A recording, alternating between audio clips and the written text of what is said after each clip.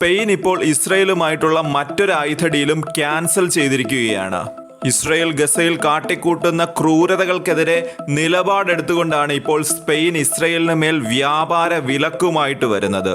Spain ഇസ്രയേലിൽ നിന്ന് വാങ്ങാൻ ഉദ്ദേശിക്കുന്നത് ആന്റി ടാങ്ക് മിസൈൽ സിസ്റ്റമാണ്.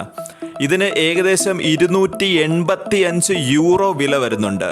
അതായത് നമ്മളുടെ ഏകദേശം 2565 കോടി രൂപ. എന്നാൽ ഇത് ഇസ്രയേലിനെ സംബന്ധിച്ച് അത്ര വലിയ തുകയല്ല. അവർക്ക് കാര്യമായിട്ടുള്ളൊരു നഷ്ടമുണ്ടാകില്ല എന്ന് പലർക്കും തോന്നിയേക്കാം. എന്നാൽ സ്പെയിൻ പോലൊരു രാജ്യം ഇസ്രയേൽ ഗസയിൽ കാണിച്ചു കൂട്ടുന്ന ക്രൂരതകൾക്കെതിരെ നിലപാടെടുക്കുമ്പോൾ, അതായത് ഒരു യൂറോപ്യൻ രാജ്യമാണ് ഇങ്ങനൊരു നിലപാടെടുക്കുന്നത്, അത് ഇസ്രയേലിനെ സംബന്ധിച്ച് വളരെ വലിയൊരു തിരിച്ചടി തന്നെയാണ്.